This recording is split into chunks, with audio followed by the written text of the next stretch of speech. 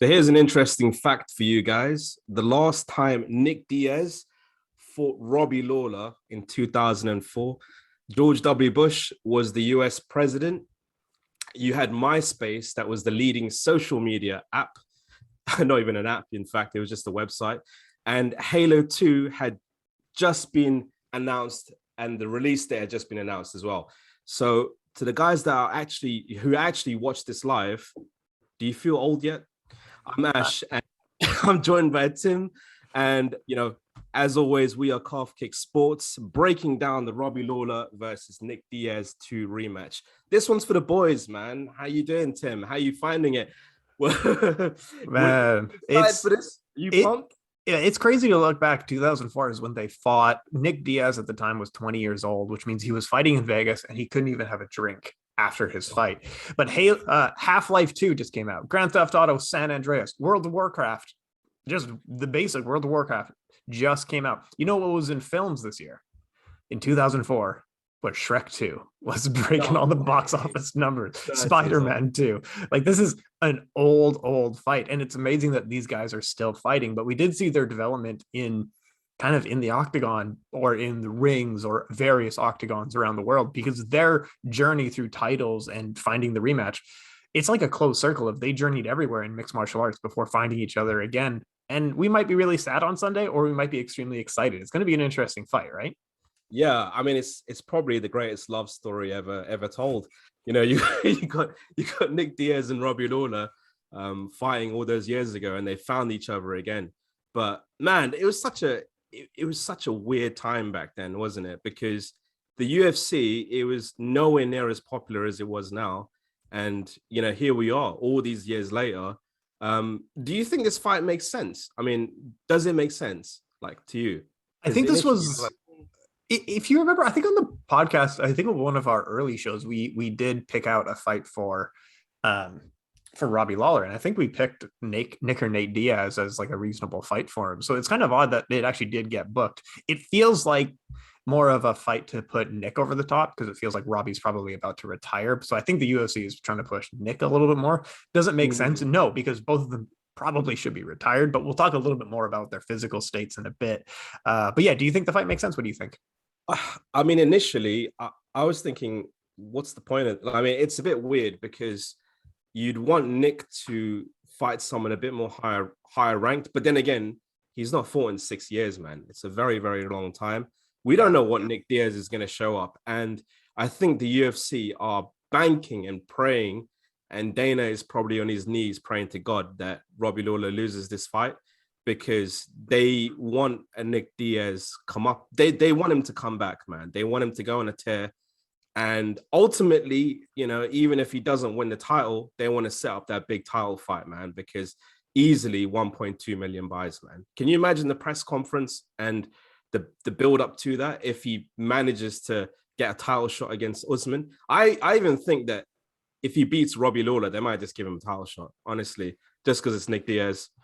That's the thing with the UFC is, and Yeah. probably mixed martial arts as a whole. Like, as much as we do make fun of the UFC, it's a product of mixed martial arts that they throw money at money, and that's the way it goes. So if Nick Diaz wins this fight, and let's say we give him some other bum to beat up for a little while, now we'll give him a title shot because he actually sells. He is a needle mover at this point, and he sells because he was put on good cards for his entire career. It's crazy to think that their first fight, the Robbie Lawler, Nick Diaz first fight, was on the undercard of Chuck and Tito.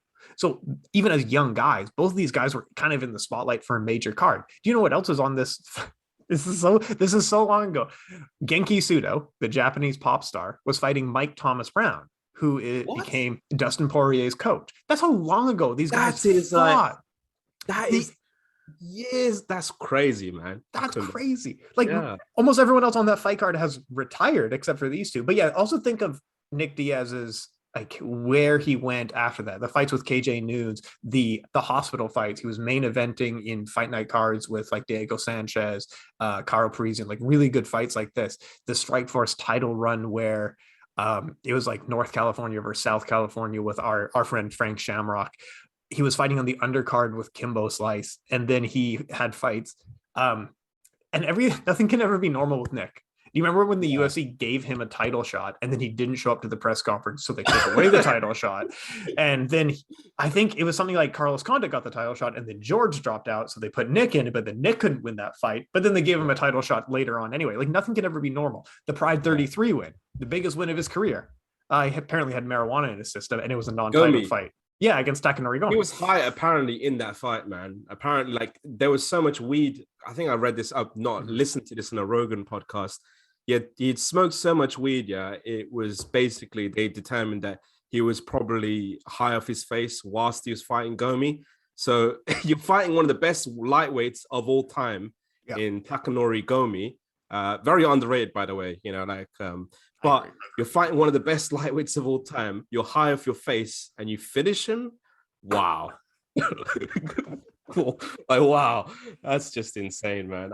I don't even have any words, man. Like Nick Diaz is just an enigma. Like nothing can ever be normal with Nick. He's getting hospital fights. He's got like his biggest wins are overturned because he was high during the fight. Like nothing can ever be just by the book for Nick Diaz. And that kind of promotion has really worked for him, hasn't it? Like he's become kind of an anti-establishment figure because he never got along with the UFC and he never got along with the athletic commission. And that promotion has really worked for him, right? Now we're talking about like, we're excited for it to see him after 6 years away. And it's not like he was doing good before then. He hasn't won since 2011. What do you think, Ash? I mean, here's the thing though, Tim. You got to also look at the competition he's fighting. And I believe here's an interesting stat for you guys. We're just making this the Nick Diaz podcast, but Absolutely. we have to talk about Nick. We have to look at the guys he fought, in the last 3 fights. They're just killers. Like he's the only guy that's fought Anderson Silva and George St. Pierre back to back or ever. I don't think anyone's fought both of them ever.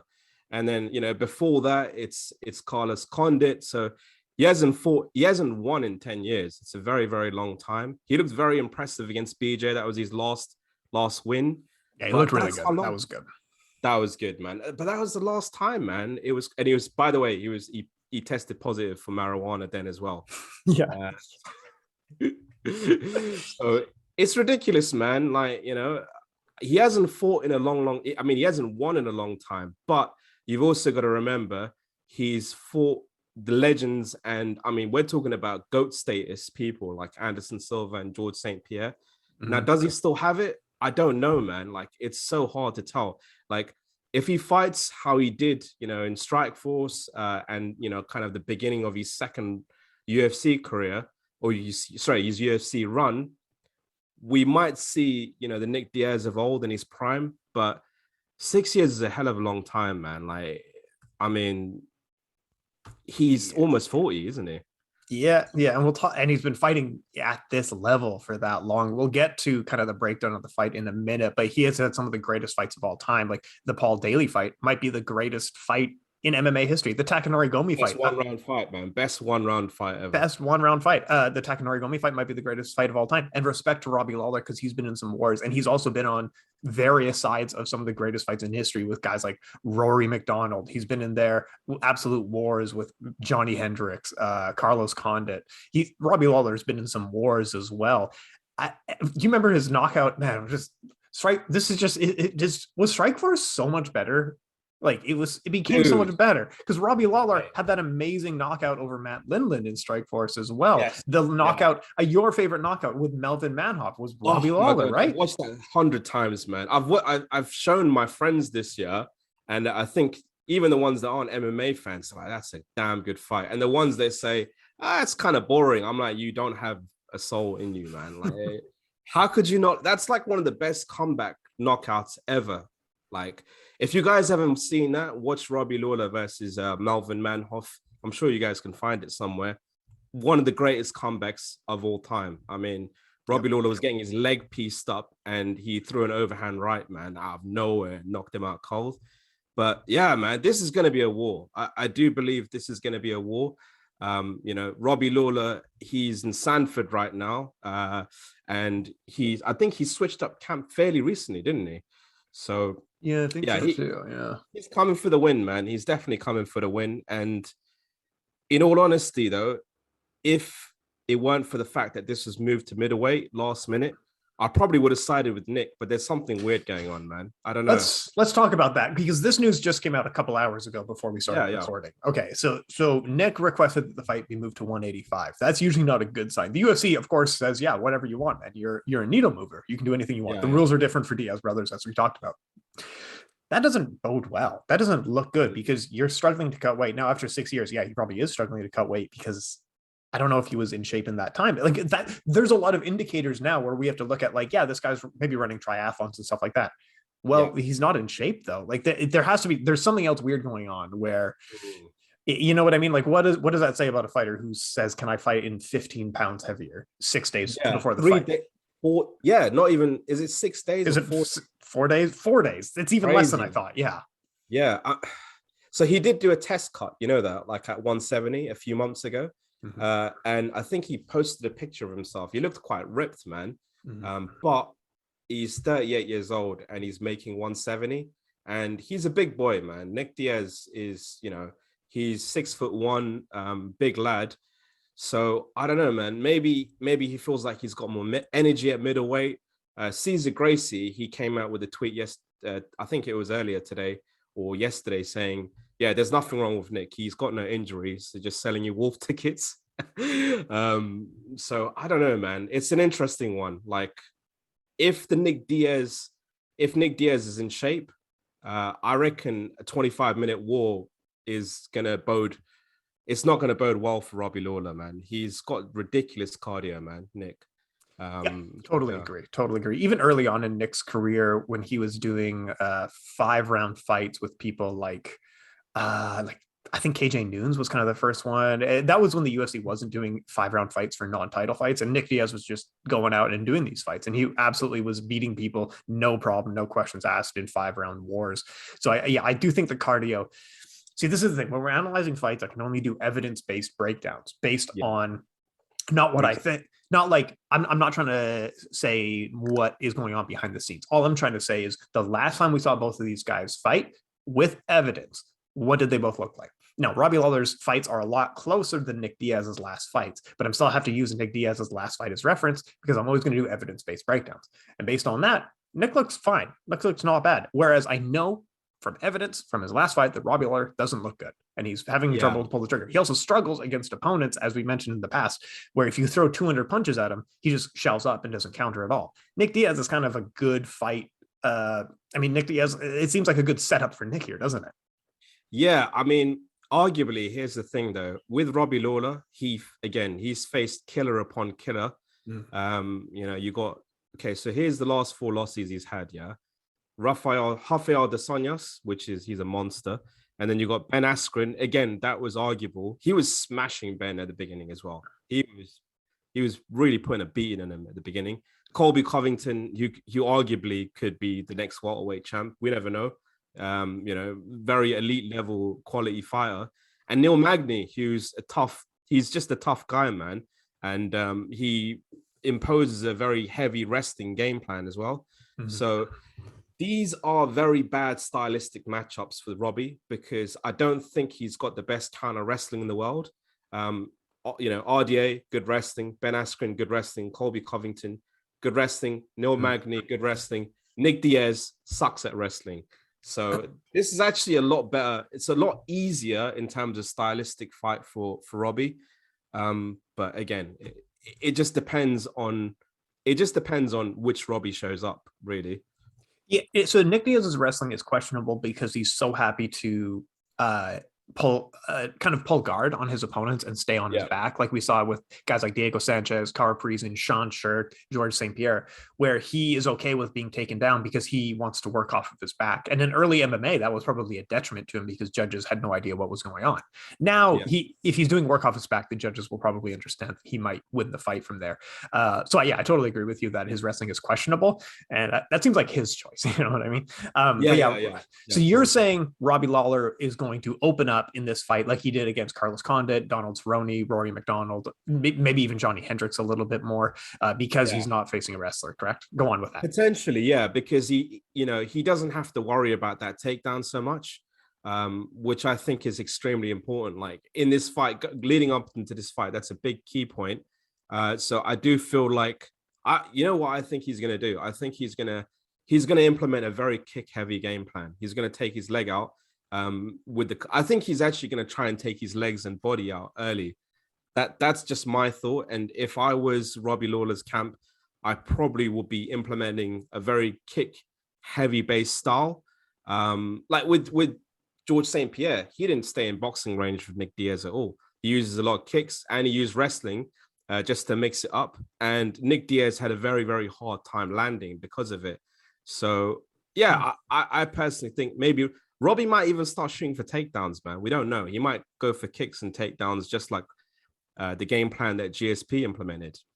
Yeah, kicks against the Diaz brothers tends to work because of their stance is so side on that when you kick them on the back of the leg, you're kicking them on the back of the knee and you can rotate out the other side. And then now you're standing behind them. That is a good idea. That's a very good game plan. Robbie Lawler would also likely be implementing the game plan that Carlos Condit and the first KJ Noons fight did against Diaz, where you're not staying in the pocket and trying to trade with him. You're landing one shot and you're getting out. And no, Carlos Condit was criticized for that, but he won fairly squarely. I don't want to hear about it in the comments, anybody, but he won. Nick Diaz 125, man. 125. I used to read it every day on the forums. That was the biggest thing on the forums for so long. It's drilled in our brains, and it's been about 10 years since that fight. Diaz 125. So I think he could implement, thinking of a prime Robbie Lawler, he could absolutely implement a game plan where he just picks his shots, stays out of range. Kick heavy would be good, but is he still in that good of shape? And how does he react when Nick really starts landing punching combinations like he maybe did against BJ Penn or something like that? What do you think? Like, what would be the game plan for Diaz, and how is Robbie Lawler going to react to it? I mean, Diaz is going to be doing Diaz, isn't he? He's going to have to pop him. He's going to have to pop him to the body and to the head. But it's always just very, very, very boxing heavy with Nick, always. But he's got phenomenal hands, and just be Nick Diaz, man. I mean, you know, one thing he did say, though, which is a bit of a worry, because I think that is one of the biggest things, of his arsenal. The trash talk. He goes, I'm going to be a lot more respectful coming into this fight. And I don't think that's a good idea, man. Like, you want to try and piss Robbie off. You want to try and throw him out of his game plan, maybe exchange hands, and then, Nick would catch him with something. That's why I think, I don't think Nick should have stopped doing that, but he's changed as a person. He says, I'm not 21 anymore. I want to set a good example for the kids. Literally his words. I mean, what do you think of that? Like him saying, I'm not going to trash talk going into this. We have some first person perspective on Nick Diaz's trash talk because we've interviewed Mario Saromskis, and he said, he said specifically, and I think I made like a YouTube short. So if you don't have time, there's a 30-second video I made of him just commenting on Nick, but he said that he purposefully tried to piss me off, and it worked. Nick knew what he was doing. He looked. I think Marius basically said, like, he looks like an idiot and he acts like an idiot, but it worked because he got in my head. He made me mad, and because I thought he was mad. He wasn't mad. He doesn't care. Nick doesn't care. Such a good actor. Frank Shamrock never talked about it, but you can see in their fight, Nick was really trash talking him, and then immediately, as soon as the fight was done, he showed respect. However, trash talk against Robbie Lawler. Robbie Lawler is basically an Easter Island head statue fighting in the octagon. Like, do you think trash talk would get under the skin of Robbie Lawler? Do you think he'd care? I don't know, man. No, I don't know. It's a difficult one because you might have a point in that one, because with Colby, he was saying all kinds of stuff, man. He's like, yeah, Robbie's on roids. He's a piece of shit fighter, and blah, blah, blah. An American top team. He was a dickhead. And like, they're asking him, Robbie, for his thoughts on Colby's trash talk. He goes, I'm just going to do my job. Like, literally, he did not care, man. Like, he did not care at all. But I do feel like Nick Diaz is he's better at psychological warfare in the cage than Colby. So that's a little bit different. And I know it's not necessarily a key to victory, a physical key to victory, but it's huge, man. The Diaz brothers are the best in the game at psychological warfare in the cage, that is. Conor's good at outside the cage, but when it comes to actually in cage psychological warfare, he's the don, man. He's the best. Yeah, he's throwing up middle fingers while, like, people are landing punches on him, or he's landing punches on you. He's just trash talking. He's throwing up his hands and stuff like that. You get to see a lot of this stuff, especially in the Takanori Gomi fight, when people were really underestimating how good Nick Diaz was, because people had no idea how good he was. Just cut from the UFC a couple of fights ago. Yeah. He's a really interesting guy to fight because of that. And it must be intimidating. Some guy lands a really fast 1-2 on you, and then he throws his hands in the air and gives you the middle finger and stuff like that. Yeah, he can't be knocked out, man. I don't think it's physically in him to get knocked out. Unless he fights like, I don't know, Francis Ngannou, then yeah, maybe he gets knocked out. But honest to God, man, like I think he's got the best chin in MMA of all time, honestly. But let's get into, like, he requested the higher weight. He's nearing his 40s. He's been in the fight game in hard fights for a long time. Like, he's not taking easy fights. He's taken big shots throughout his entire career. Even in fights where he's won, he's getting dropped. He's getting cut up. Can Nick Diaz survive a fight? Let's say Robbie actually lands some really good shots in this fight. Do you think Nick can make it to the final bell? Oh, you think if Nick can make it to the final bell? I thought you were going to say the other way around. Robbie makes it to the final bell. Robbie's fine. Don't worry about Robbie. We just saw him I mean, Robbie's got cardio, man. He's definitely got cardio. Now, whether he's got cardio with going five rounds of Nick Diaz, that's a different story. But that's a good point, man. Maybe the cardio isn't as good anymore. Like, he's technically been semi-retired, enjoying life for a very long time. I don't even know if he's competing in triathlons, Tim, anymore. I don't know if he's doing that anymore. No idea. There's so many X factors here. And what has he been doing for training? Who's his training partners? You've got Jake Shields. Is he semi-retired or retired? I don't know. Yeah. And then you got like Gilbert Melendez. I think he's retired, and Jake Shields, and you got all these other killers that are a bit older now, so they won't equate to the same level of quality of training partners that he had in the past. So there's also that. There's just too many factors for me to go, there's going to be this winner or this winner. It's just so difficult to say. It is. There's a lot of factors with a person's age, where we saw someone like Chuck Liddell was known for being kind of tough, and just over age and over time, you get hit in the head more. And as you age, you get more easily knocked out. That's just the way it is. So Nick Diaz in an advanced age, we don't know where he is. So it's something that we can't confidently say. However, Robbie Lawler, I've seen him get beat up for 5 rounds with guys like Rory McDonald and Johnny Hendricks. I know he can get beat up for 5 rounds and make it. Even recently, Colby Covington and Rafael Dos Anjos. That's true. Both of them beat him up for 5 rounds, and he was fine. So I don't think he's going to get finished. However, who Nick Diaz's training partners were? This video came out in May. Nick Diaz was training with Tyson Fury. Oh wow! They're going to learn boxing heavy, man. It's going to come in hands. I don't know what they would learn with each other. Like who they don't have the same style or anything like that. But yeah, I assume it was for the photo op. But yeah, so one of his training partners was Tyson Fury, who is pretty good at boxing. Yes. pretty good at boxing. Yeah, he's just the world heavyweight champion, whatever that means. He's okay. All right. Yeah. Nick's not bad at himself.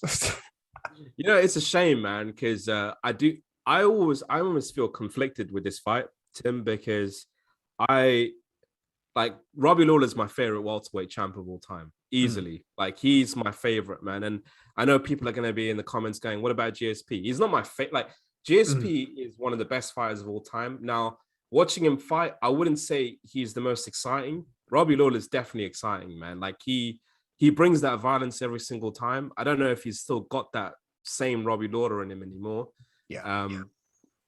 But it's a shame, man. We're gonna have to see a loser in this fight, honestly. Yeah, it seems like a winner leaves town and a loser leaves town. But you were saying if Nick Diaz wins, the UFC will try to set him up for a title shot. Yeah, they're probably gonna do the Masvidal fight because it's good money. Masvidal's already agreed that if he looks good, they'll do that fight. Fine. That's clearly like the BMF class of these guys just fight for money. They're not fighting for. And they got a story to that as well, man. It's like, you beat up my little brother, man. I'm coming for you.